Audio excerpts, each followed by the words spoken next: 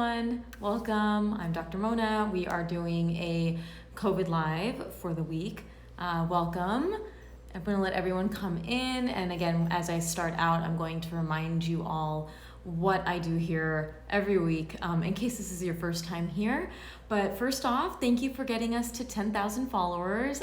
We got there last Thursday, but we didn't get the swipe up feature, and now we have it. So I'll be adding the links that I wanted to add that support all the things that I talk about today. So if, I'll add them to a highlight. We already created the highlight. It's called COVID Live.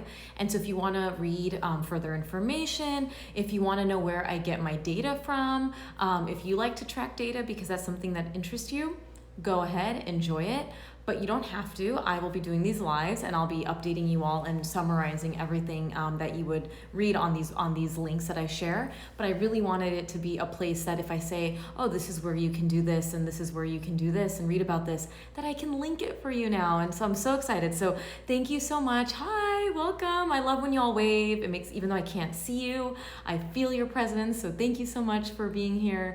I'm so excited. And as a reminder, don't ask your questions just yet so that I don't have to scroll up to the top. You can kind of save your questions until I open it up to questions so that I can minimize the scrolling.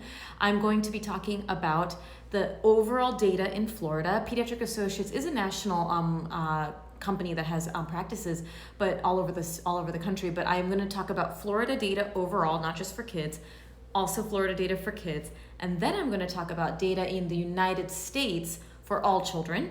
And then I'm going to go over MIS-C, which is that inflammatory condition. I'm going to share some reassuring things, and I might be able to show you a graph that I'm talking about on my computer. It's kind of, hard on the IG Live about why I'm kind of excited or cautiously optimistic in terms of the data. You probably don't hear a lot of people talk about optimism right now in a pandemic, but I want to share why I'm somewhat happy right now with the way the data is trending. So I'll explain that in just a moment. If you are a Pediatric Associates patient, first off, our flu vaccines are slowly rolling out to our offices. You may have gotten it already. Some offices have it, some don't. But by next week, definitely the week after, we should have it. We will announce when they are fully available everywhere in terms of all of the offices. But when you go in for your visits, you can go ahead and ask if it's available. But again, we will announce when it's fully. Some offices have it, some don't. It's just about supply. So just as a heads up, I am recommending that. Obviously we want to protect your children against the flu. It's something that we can protect them against.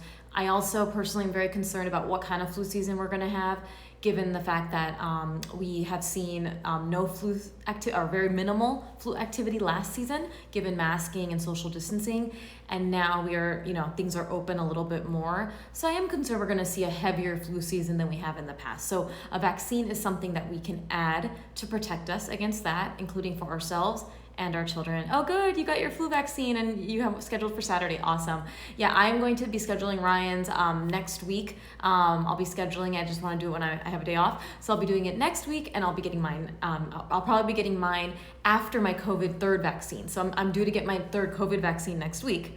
So after I get my third COVID vaccine, I'll probably get the flu vaccine. You can do it at the same time, but I'm going to leave a day in between because the third COVID dose or the third COVID vaccine, if you're curious, most of my friends who've gotten it said that they had the most common side effects. Obviously they were fine 24 to 36 hours later, but they had the body aches, the chills, my husband included, my friend. So I just am choosing to separate it out. But remember, medically speaking, you can get the COVID vaccine the same day as the flu vaccine. There's no reason medically why you can't. It's just a personal preference. And so because of the COVID common side effects that I have been seeing, which again are short-lived, very common, nothing long-term, I'm gonna do like a couple days apart. So that's just like a personal thing because people have been asking about whether medically you can get it. Absolutely, you can get it the same day. I just know for adults, the third dose has been some common side effects that we have seen. And so I don't want to have it on the same day as my flu vaccine. Yes, my husband definitely had side effects with the third. Yeah, I'm just being honest. I think it's great to be open about it because we all work. Some of us work, right? So I wouldn't do it if you have work the next day. My husband said he just, again, had body aches and just a bit of chills that after for 24 hours. And then he was back to his normal self at work. But I think that's just something to consider when you think about, if that's possible for you. So welcome everyone. I'm so happy to see all of you all joining and waving. I do want to get started. as a reminder, I will do this I'll do my spiel for a little bit, and then I will also leave time for questions. I'll answer questions until about 8:50, and then I will add all of the swipe ups that I had organized for today. I will add that to the stories, and then you'll be able to, I think it's now like links that you click, but we will add it and save it for you. The first thing I wanted to go over before I go over data is some exciting, I've been talking about this last week, so if you are one of my routine visitors to these, if you are in Florida, there is a very good at-home testing service. So I've talked about data before. I've talked about, obviously testing recommendations in the last live. I just wrote a blog today. We're probably releasing it in the next week. We have to just make sure that's all organized. But there's a really great website called beepermd.com. Beeper is BEEPER, MD.com, like a beeper a doctor would wear, and they do at-home COVID testing. You look on the website, they'll talk about pricing. It's free if you get 3 tests, PCR tests. If you want just 1 test, I believe it's $30 or $40. It's a great option, I believe, for children, just because you don't have to go anywhere, and it's in your home. They come masked up, everything. But my child's preschool teacher, or my child's teacher or owner of the school recommended it. I actually looked into it. I called them just to ask questions, and the PCR takes 36 hours to come back. Remember, PCR is the most recommended test. They also have rapid antigen tests, which take about 30 minutes to come back, and then they report that in your email. So you get a result in your email, and then you can use it as many times as you want. It doesn't bill insurance. I didn't look into, honestly, yet about like if you can, if it is covered by insurance or reimbursable, but it's definitely an option.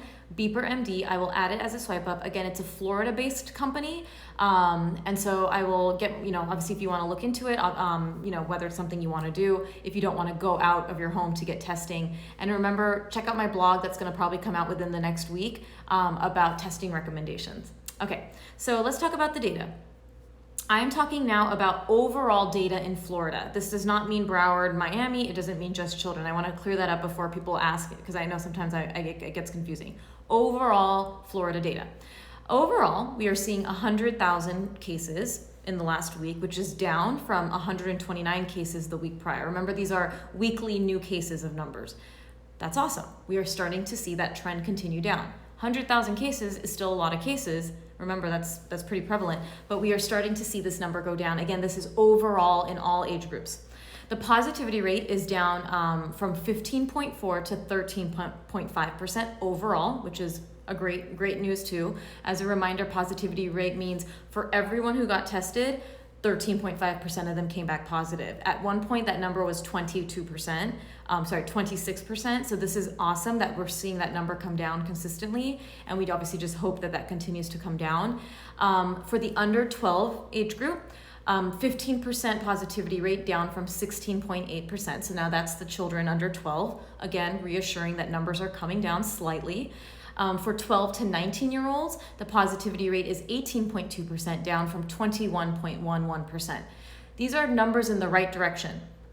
18.2% and 15% are pretty high still. So I'm not saying that, again, I've said this before, it doesn't mean that we go back to doing life as we were pre-vaccine, pre-pandemic, before all of this kind of surge came on.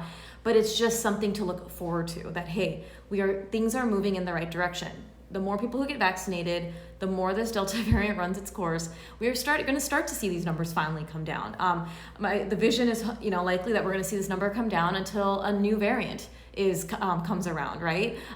So we are hopeful that we can get this squashed away. More kids can get vaccinated. The EUA approval, the emergency use authorization is likely going to be coming this month, end of the month, by mid-October for your 5 to 11-year-old group, by November for your 6 months to 5-year-old, which is very exciting news.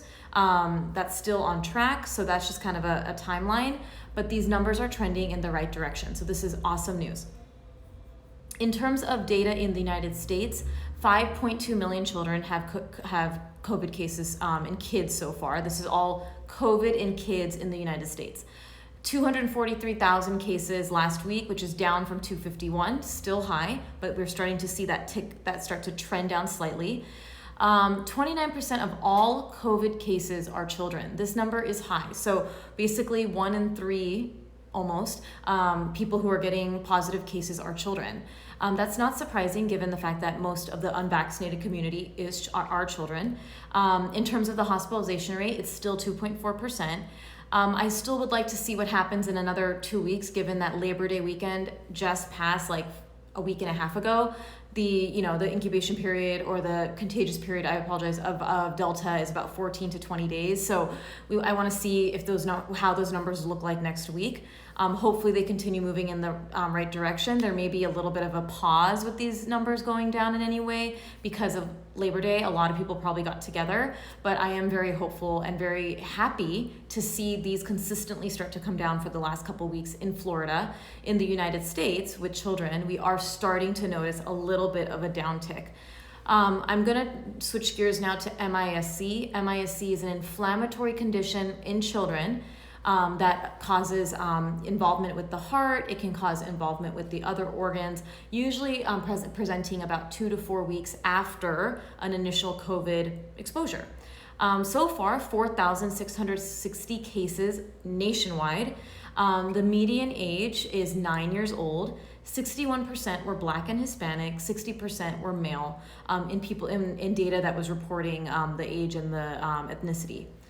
I want to show you now why I think it's promising with the data, and I want to explain why. I have to turn my computer. I know this is not probably the best way, and I don't know if it's going to be reversed. Let me show you. Okay, so it's reversed. I'm sorry that it's backwards, but so this line right here is COVID cases, okay? The blue line are MIS-C cases. You notice this trend? You see how every time there's a rise in COVID cases, MIS-C cases follow? But that's not happening with Delta. And that's really cool to see because I was worried, and we all were worried, that with Delta, will we see more MIS-C? Right now, if it makes sense, we're not seeing that rise come here, right? Because if it was following that trend, we would see this kind of coming right here. And it's really down here, these MIS-C numbers. I still want to wait because, again, we have to see what happens in the next 2 to 3 weeks, given the fact that, the MIS-C cases can lag behind an initial exposure. But this is really promising in some ways, that maybe this means that Delta is not affecting children to the point that, the other original strain was in terms of MIS-C. I really want to be clear and say this doesn't mean that we are doing whatever we want and MIS-C is not a big deal, because we still need to see the next couple weeks. But already that trend is really promising. That is. And so it's, again, cautious optimism. What that means is I'm excited, but I also know that we got to be cautious and just wait for the data. I will keep looking at this every week and I'll look at that. But again, very, very cool, because you can see that trend following perfectly every single time there's an outbreak, and then MIS-C lags. Outbreak, MIS-C lags, but here it's not happening. So very cool. We'll see if that holds up. But that was something I looked at that I was like, okay, hopefully we are seeing something, change, which is awesome. And then I'm now going to open this up to questions. That was all my data stuff. So I'm going to scroll back up and let's talk about it. So I'm going to scroll back up to I'm fully vaccinated. Do I really need the booster? I'm not sure what I'm guessing COVID. Yes, you do need the booster. Let me explain. So fully vaccinated means you've had your 2 doses. The booster is because your immunity is waning. Just like the flu vaccine, you don't have immunity forever. Certain illnesses that we do vaccination for don't provide lifelong immunity. And because this is a new virus, and because this is a new vaccine schedule, right? Because they're learning about what the recommended schedule is real time. So the people who are in the study for, the original study back in December when we got the first COVID vaccine, these people, they're watching what's happening in the community, and immunity is waning. It's not bad that the immunity wanes because nothing is 100%, right? But we have to boost our immune system with another vaccine to get us back so that we can't get breakthrough, right? That we're going to protect ourselves against other variants, that we won't get severely sick if we get COVID. Again, I've said this in a last live, we don't know if that means that we'll need more, if this is going to be something seasonal like the flu, we don't know, or is it going to be 3 and done? Remember, there are vaccines that we give children and take ourselves that are 3 and over, 3 and then you're done. Think about things like meningitis. Think about things like your Tdap. You need a booster every 10 years. We don't know what it's going to look like for COVID yet. So absolutely, I would follow the recommendations. I believe the advisory committee is meeting tomorrow to give the official go-ahead with boosters, because it's supposed to happen next Monday. But they're meeting tomorrow to go over all of Pfizer's data. Remember, Pfizer was the first one to get authorized and approved, which is why they're meeting about Pfizer, and then they'll meet about Moderna, and then they'll meet about J&J. But Pfizer's on the radar because that was the first one approved or authorized.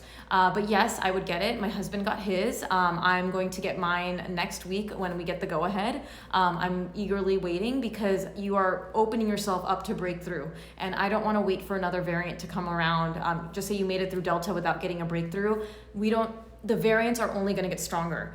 We have to remember that a virus will mutate to get a host. And when it mutates, it's going to become stronger and it's going to infect, and we don't want it to cause more harm. So I definitely want you to get that vaccine. Can I get a flu shot at my 12-month-old's well-being checkup? So parents are not allowed to get the flu vaccine at Pediatric Associates. The child can. If you're like not a Pediatric Associates patient and you're just at a family medicine practice, yeah. I usually get mine. I work at the practice, I'm able to, but I in the past have gone to a pharmacy.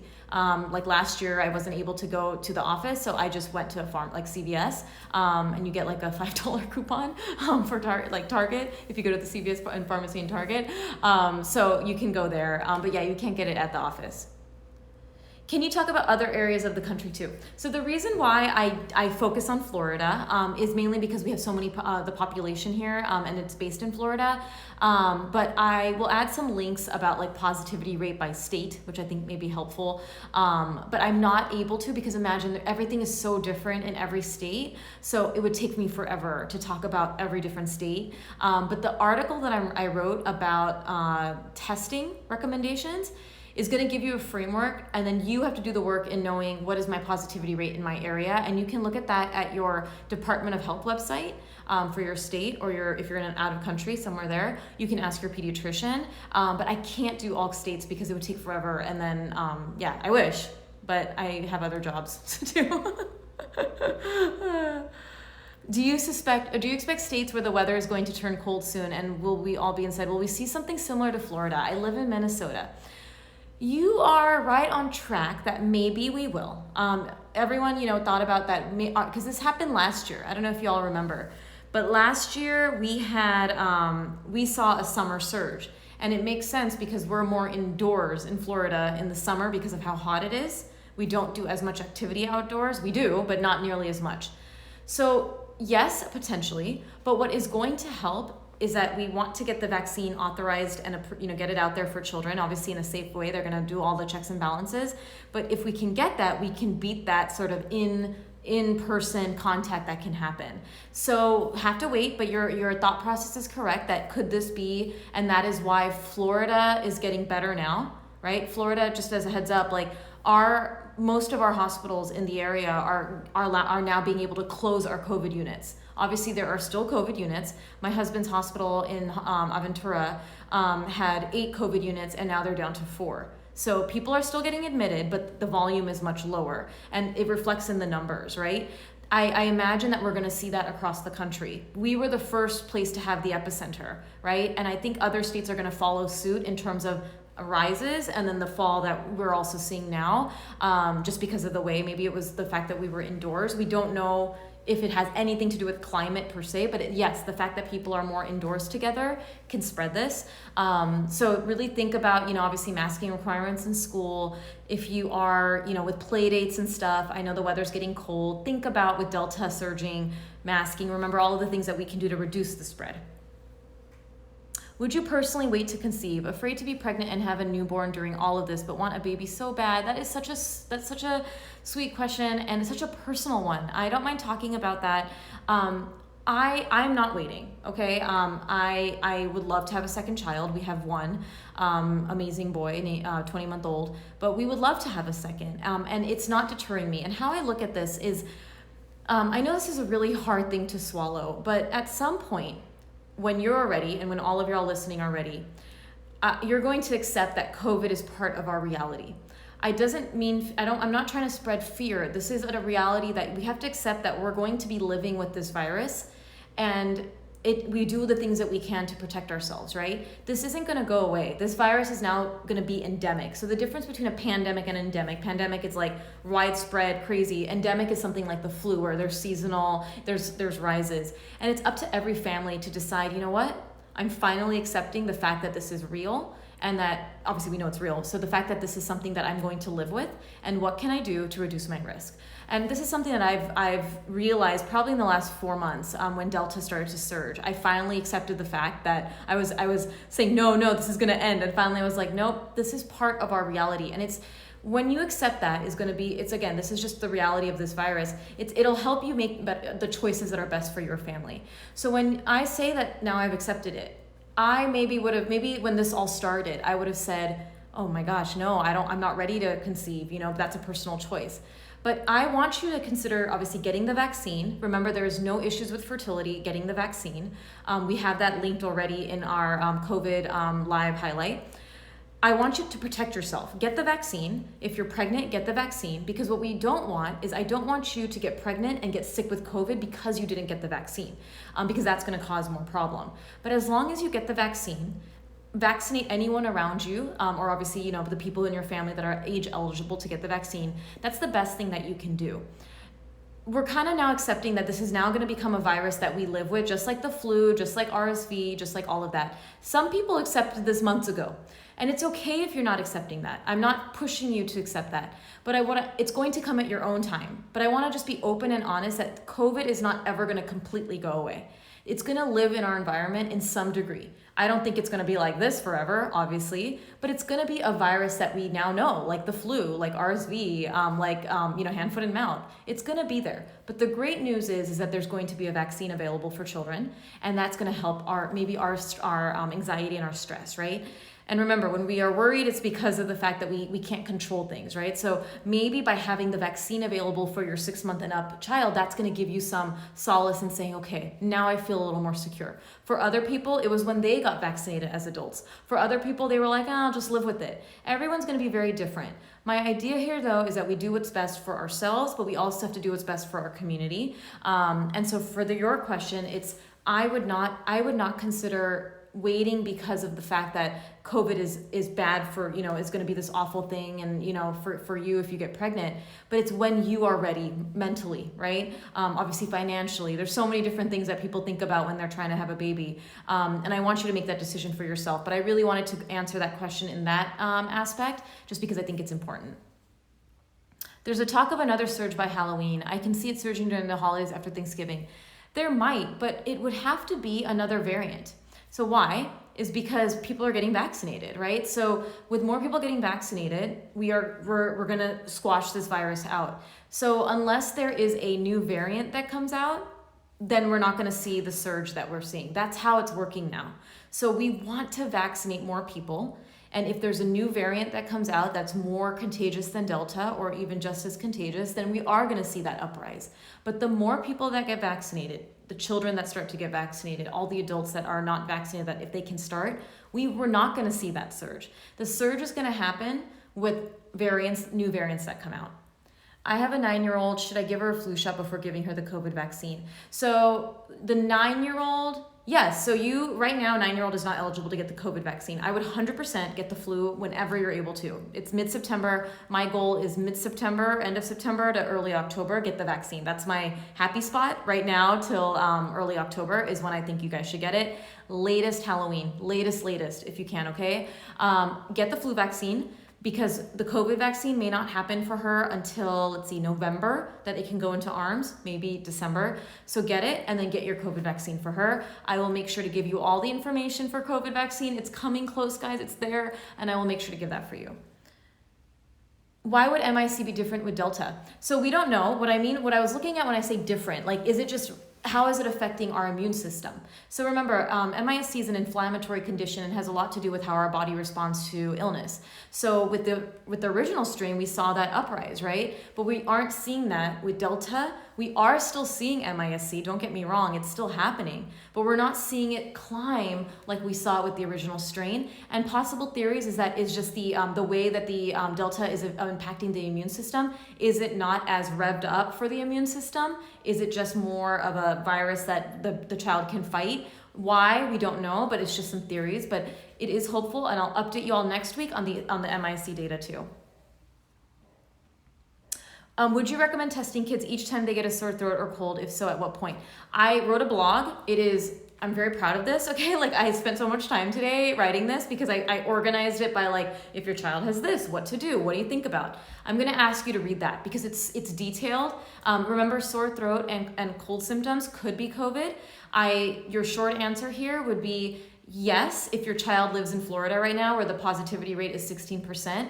No, if you're in a state that has a positivity rate of 2%. Does that make sense? Because a 16% positivity rate means that it's prevalent. So your chances of it being COVID is there.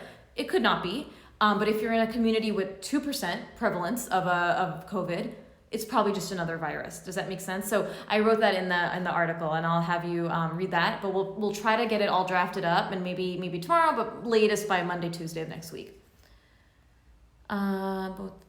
Our baby is due October 1st. Both parents are vaxxed, but we have family members who are not. What restrictions or guidelines would you put in place for vaccinated visitors versus non-vaccinated visitors? I've answered this one before, and I think one of the biggest things is considering the vaccination status. So in October, we may see less prevalence, right? Because cases are climbing down. So let's just say that we were in this state where we were like 20% positivity rate. In a 20% positivity rate in a community, I would say be very cautious about any visitors. And that includes vaccinated visitors because of how prevalent COVID is, okay? So that's what I would recommend. But if your child, sorry, I just got a message that came through and that gets distracting. But if you just say in October, cases are low, meaning like 5%, 10% positivity rate cases are low, then I'm not worried about breakthrough as much, right? If your vaccinated family members got a booster, I'm not worried as much about breakthrough. What I would be concerned about is the non-vaccinated people. So the non-vaccinated people do pose a higher insult of spreading COVID. So for your non-vaccinated visitors, it's a family decision about what you want. Masking indoors would be highly recommended. You could do outdoor meet and greets, where they can see baby on the driveway or at a park or whatever, weather permitting. But that would be my recommendations for non-vaccinated visitors. I believe that you all get to decide what you want to do. Remember, everyone's going to accept this in different ways. People are going to be like, I don't care, just come, just wash your hands. And so it's really up to what you think. I am not as concerned about a vaccinated individual overall. I wouldn't be as concerned about a non-vaccinated individual if cases were low. So just say in October, the positivity rate is 3%. I would not be as worried about an unvaccinated individual coming into my child's home if I had a newborn. Does that make sense? Because it really goes by what's happening in the community. And that is why and how I make decisions. I always make my decisions based on positivity rate and based on what I'm seeing clinically, and that's why we do these lives, to kind of give you some idea. So it really will depend on what's happening in October. You have a couple more weeks. I'm happy to address this in like the beginning of October again, but it really goes down to what's happening in the community, what you feel comfortable with. Definitely, if any of your visitors have a runny nose, cough, sore throat, even if they say it's allergies, they don't need to come. Okay, it's even if they say they're vaxxed or not vaxxed, think about it as like, do they really need to come? Can they wait like a week? Yes, they can wait a week to see a baby. If they really need to come, put a mask on them, even if they say it's allergies. I get it, allergies are coming, but I don't want it to be RSV. I don't want it to be flu. I don't want it to be that they're pre-symptomatic for any virus. So just to be cautious, any visitors, runny nose, cough, they can wait. If they must come because you can't make them go away, put a mask on them. How long after being fully vaccinated do you need to get a booster? So it's 8 months after your second dose. For some people, that's extended. Like I got my second dose in January, so it's been more than 8 months, but 8 months after your second dose. Are masks enough at school here in South Florida if that is all that's being done, just masking? So it does help. Remember, there's layers of protection. Masking is part of it. But yes, I'm wondering maybe you're meaning like ventilation or social distancing. Look, nothing is perfect. I have to be very clear here. I wish we could make everything perfect. Like some countries have kids spread apart and they have testing every day and they have masking. We're not doing that here. So we do the best that we can with what we have. Masking helps, okay? I don't want us to stop doing it just because we think it's not enough. It's enough. It's great. It helps prevent respiratory spread. So I think it's great. To answer your question, is it enough? I would love to see vaccinated teachers. I would love to see vaccinated everyone who's 12 and plus. That's going to add to risk reduction. I would love to see open windows, ventilation. I would love to see, making sure people actually stay out if they're sick and get COVID tested. All of those things are important. Are hospitals giving boosters already? Would my elderly parents be eligible if approaching 8 months? I know that our local hospitals are not doing it in this area at this moment because it's not officially the time, but I imagine that'll happen in the coming weeks. If a child has COVID-like symptoms but doesn't have a known exposure, can I test him on first day of symptoms or should I wait 72 hours? Read my blog, it's coming for you. Are you concerned the third booster would increase your risk of myocarditis? Well, we don't know yet because not a lot of people have gotten it, so we'll keep you posted. I have not heard, I know a handful of people, not a lot, I guess, that have got it, but obviously none of them have gotten myocarditis, but nothing to say that right now at all.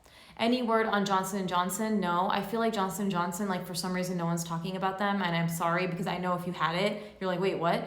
They were the last to get approved or authorized, I apologize, so they'll probably come out later with their recommendations. A lot of questions about the booster. Would you travel to Maryland with the unvaccinated child to a party with all vaccinated adults? This is something that I also wanted to go back to, that when you kind of accept that COVID is a reality, what you will decide. It depends. I mean, it depends on how old your child is, what your comfortability is. But again, I think travel is great. I do recommend getting a rapid test before you travel for anyone who's unvaccinated. That will just be something great just to make sure you're not getting on a plane with COVID. Beeper MD, if you're in Florida, has a way to do those rapid tests or PCR 36 hours before you fly. Get it, do it 2 or 3 days before just to make sure. It's something that we can do to reduce our risk of spreading it. But the fact that you're going in with vaccinated people, and Maryland does have lower numbers, I think that risk is low. And then again, talk to how you and your partner feel, but I would be okay with that. Is RSV prominent right now? Not as prominent in Florida as it was in the summer. It is summer, but in July. But now it's becoming more prominent in other states. No, so not seeing a lot of RSV. When can my son return to Jiu-Jitsu? So I think you can go to Jiu-Jitsu now. Remember, that is a... I'm like, you guys are gonna be like, why shouldn't you know what Jiu-Jitsu is? I know what Jiu-Jitsu is, but obviously do you spar? I don't know if you spar with like another person. I'm sure you do, like an instructor. So if you're kind of in close proximity with an instructor or other children, and breathing, masking would be great if that's possible indoors. You can kind of drop the masking recommendations once COVID gets better in terms of Delta, but right now I would mask if you can, just for risk reduction. If any kids are sick in your kid's pre-K and their parents say it's asthma, should I get my kid who masks in K95 tested or wait to see if he gets symptoms? So you can, if the child's in a mask, I think you can wait for symptoms. Absolutely, and that's a KN95, so I would wait for symptoms. That is just my opinion because your child's wearing a mask. Do kids with COVID have the same ups and downs as adults, or is it more likely in the form? Oh, you're asking, okay, do they have like ups and downs? Okay, so the clinical course that we're typically seeing with COVID with kids is varied. Oh, it's kind of annoying still. We don't, flu is flu. You see the flu and you're like, that's flu. COVID is still, you could have asymptomatic where you have no symptoms. You could have a mild runny nose, or you could have fever, cough, or you could have COVID pneumonia. I mean, it's so varied. And again, we have no like predisposing thing that says it's gonna be this, that, or the other. We are seeing children with positive outcomes overall, meaning if they are admitted to the hospital, they go home, which is reassuring. Okay, I do like to hear that. I don't want kids to be admitted if we can avoid it, so that's why we take these precautions. But I'm not seeing as much of the ups and downs like you're saying with adults. I just feel like adults tend to have longer symptoms.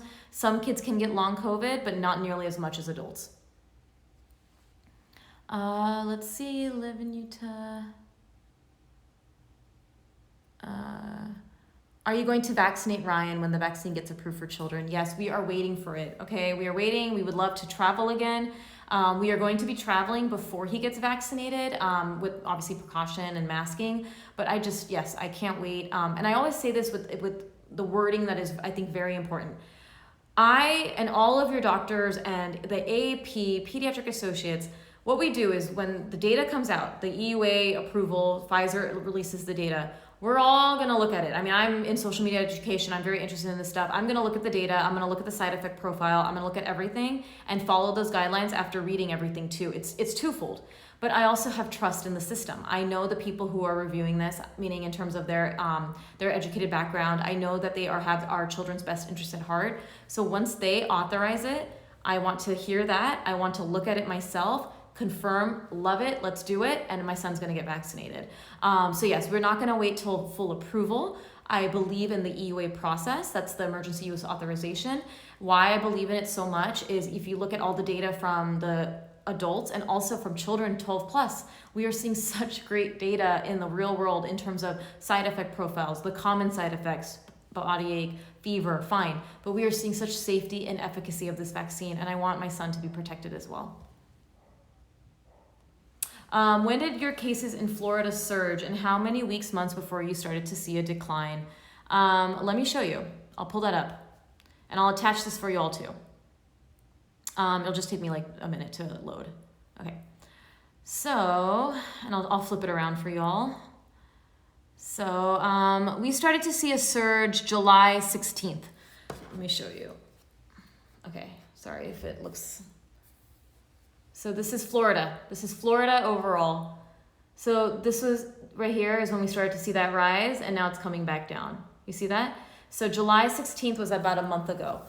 So for a month we've been seeing it, and now we're starting to come back down. So if it follows this trend, that we're seeing, we'll likely see it start to continue to come down in another, so like right here, if you're kind of matching here, another 3 weeks, we should see that it starts to come down. And that positivity rate was 8% when this all started, which is great. I mean, I would love it under 5.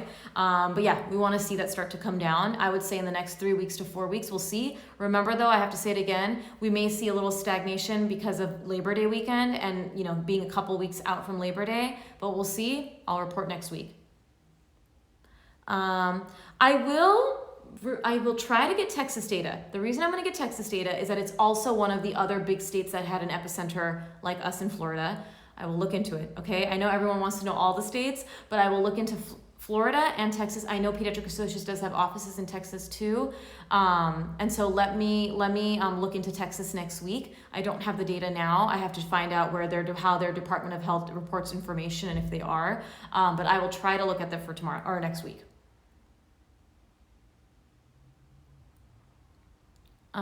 Great questions. Data on breakthrough cases in 12 to 15. We don't have it. We don't have data, and I will find that. I'll let you know if I ever find that.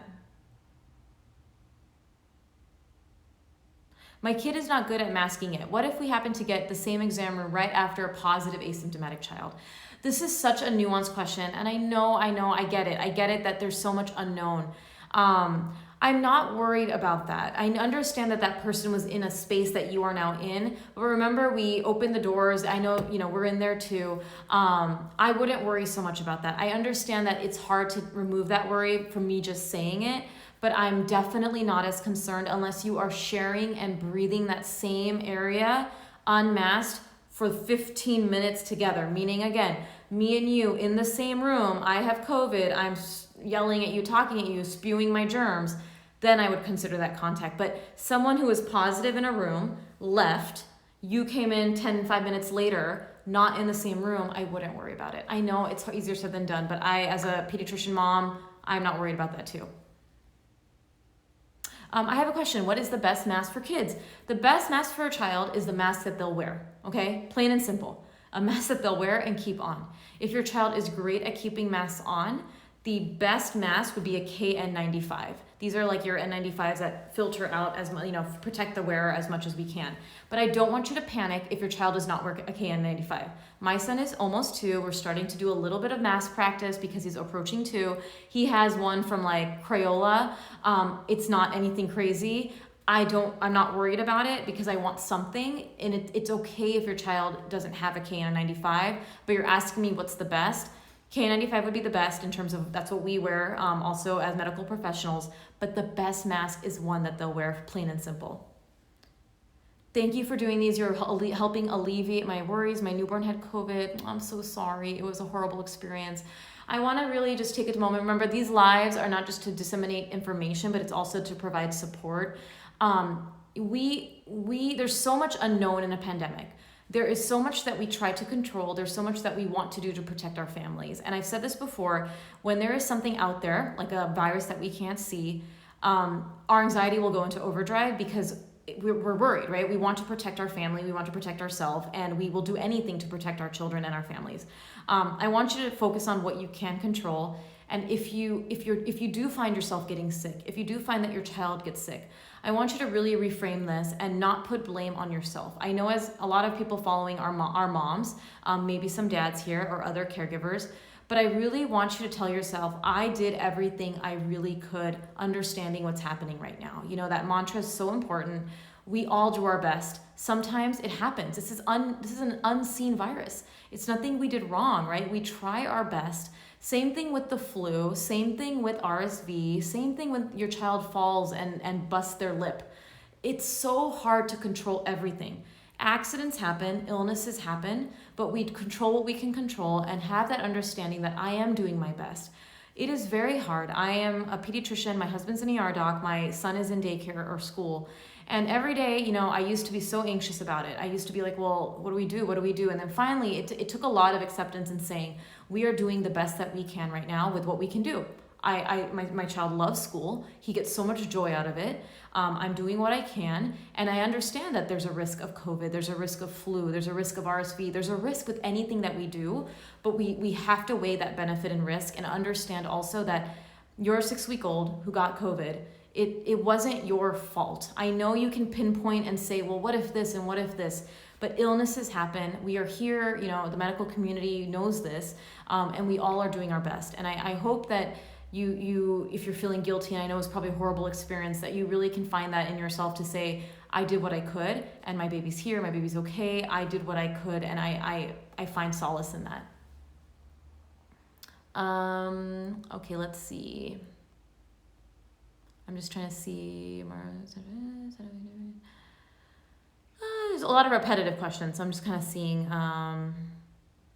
If state is under 5% positivity, would going to theme parks, mask indoors, not outdoors, generally be safe? Yeah, if it's under 5%, I'm not saying like you can just like act like life is normal, but you can be close to it. That is such low transmission, you know? If you're hanging out with a lot of people that you don't know, you know, masking indoors would still be recommended. So I agree with that. Mask indoors, not outdoors. If you're in a state with a higher positivity rate, outdoors, I'd be fine playing outside, but indoors you want a mask. Remember, outdoors is less risky for viral spread. But yeah, if you're lucky enough to be in like California, which is 3%, I think Vermont, Rhode Island all have under 5%. I'm so happy for you. Enjoy. Yes, I would be fine doing a lot more activities, but I would still consider masking indoors just to help reduce any spread of bringing that back up, right? Just say there's 5 people in there that, God forbid, had COVID, just to reduce the transmission. Thank you for all you do. It takes a lot of work to do this. I really appreciate it. It is a lot of work. I am happy to do it because I think this information is so helpful. It really means a lot that you said that. We really enjoy it. You know, I talk to our social media person regularly on Thursday. She knows how much I love, like I text her like, hey, I'm researching this. Look what I found. Like, she's great. And it's been a great opportunity. So I'm grateful for Pete's Associates for allowing me to do this. And it's something I really enjoy doing. It is a lot of work. And a lot of research and a lot of just making sure I'm able to disseminate the information in a way that y'all understand and doesn't like make you panic in a way. But I really appreciate that. That's very nice of you. Do the plastic dividers at shared tables in a classroom help? They definitely add protection. Again, there's no like research that says how much protection, but it's a layer of protection. You think the COVID vaccine will be safe for under 12? answering that question again, I do. I want us to see everything, right? What I mean by see everything. When Pfizer releases their data, they did the same thing with the 12 to 17-year-old group. Or they're going to release the data and they're going to show in the control group, the group that did not get the vaccine, and the vaccine group, what were the side effects? What were the common reported things? Because these children were followed for months, right? That is what I mean by look at the data. I want to see, did anyone get MIS-C? Did anyone get this? No, that didn't happen with the 12 to 17 group. I don't imagine it happening with the under 12 either, but that's what we mean by look at the data. And that is what every scientific person and doctor will look at.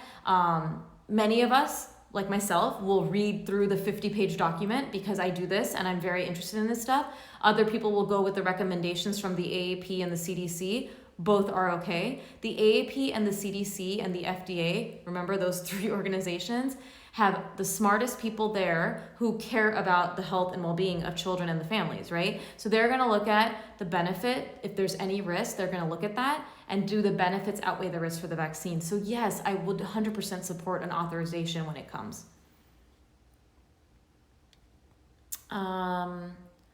Do you know of any resources that would be good for 8 to 12-year-olds to help relieve the anxiety they feel living in a pandemic?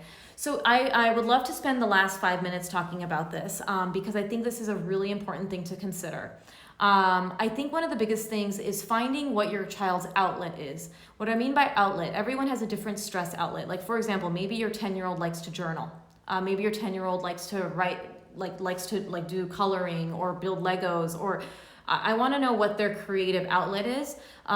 Everyone's creative outlet is going to look different. The reason why I love a creative outlet is that it really can help us express our feelings and just really help us kind of mentally dump a little bit of the bad day. So find out what that is for them, right? Ask them if they would want to start doing that so that they can start to get their feelings out on paper or in drawings or coloring or whatever they age appropriate creative activity they like. I think it's really important to also mirror the low anxiety. I know it's really hard as parents. We are very anxious ourselves right now, but I want you to really start to mirror coping and calming like you probably are so that you can reframe them, right? So every day when they come home, I want you to really ask them, maybe it's at the dinner table, maybe it's during a wind down routine. How was your day today? High and low. What is something that went really well? What was something that didn't go well? Well, Mom, I really didn't like, someone took off their mask and now I'm scared I might have COVID. Why do you feel that way? An 8 to 12-year-old is really going to understand why, right? So why? Why do we feel that way? So don't ever ask or say, well, you don't have to feel that way. We want to really create those open lines of communication. So asking whys and seeing them for their anxiety or concerns is one of the biggest steps that you can do.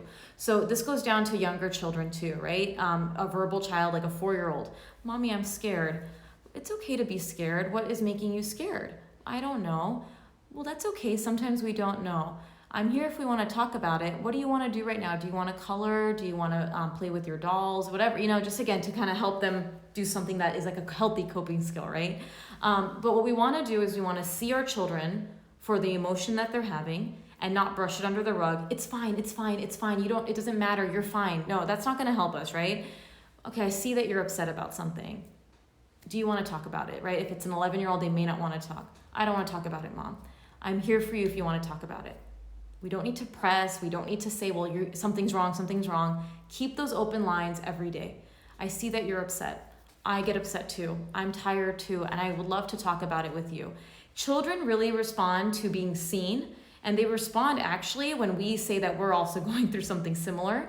And you don't have to tell them your whole life story, but just to say, you know what, sometimes I'm tired too. Sometimes I get frustrated too. I'm here if you need me. Think about how you would want communication with like a loved one that's going through something, but kids want the same thing. So that is how I would do that, right? See them for what their feelings are.